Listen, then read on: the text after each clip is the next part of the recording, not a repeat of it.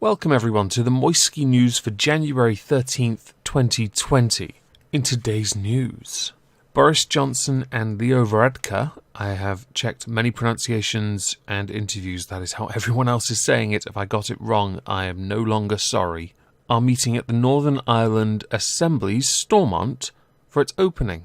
Joining them will be the Northern Ireland First Minister and the First Deputy. The talks will be with regards to the future relationship of the EU and the UK and to discuss the new executive's duties. What that means is the five parties in Northern Ireland, the main ones anyway, have agreed a power share, which means basically all five major parties are in office. This happened on Saturday, which I think is well timed, but then again, I doubt this was organised beforehand. And it does present a rather interesting dilemma for Northern Ireland's politics. Having a five-way power share, that could get tasty. I might go into that later on in the week, because I'm actually quite intrigued by it, but I need to know more about the devolved administration in that country first.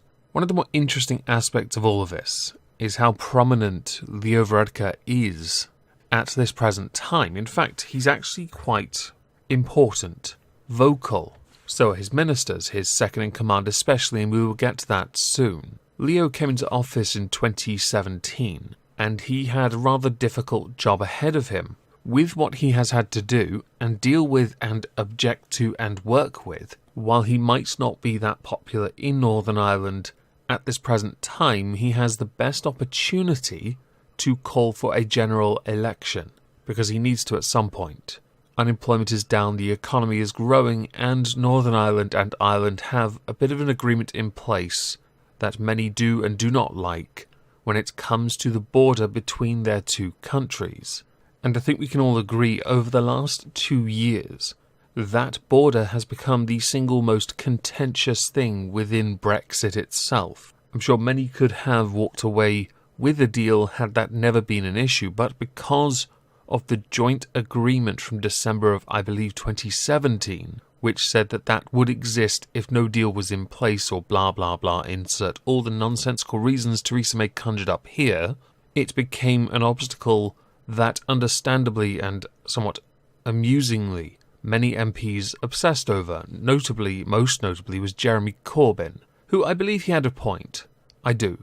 It's one of the few times his very obsessive nature over one small detail actually became quite handy. It did become quite tedious, but I will concede I do prefer there not being a hard border between those two countries, but can respect that a hard border may have to exist.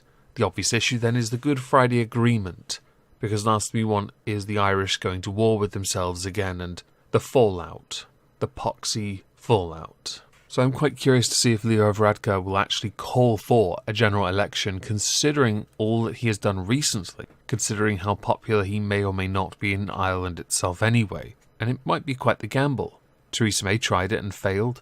Boris Johnson did it and he succeeded. Who knows? Varadkar might make it work. To move on from that, I want to talk about Simon Coveney, who has a job title I cannot pronounce. Essentially, he is the second-in-command to Leo, who has been quite vocal on the subject of what may or may not happen with the deal, most notably the likelihood that a trade deal could be agreed upon within the transition phase itself, saying that just because British law says something doesn't mean that law applies to the other 27 countries, which he's quite right about. When the Prime Minister has it enshrined in law that he will not be seeking to extend the transition period, that doesn't apply to the EU. You're quite right, Simon. However, I should be pointing out that that is what's going to happen.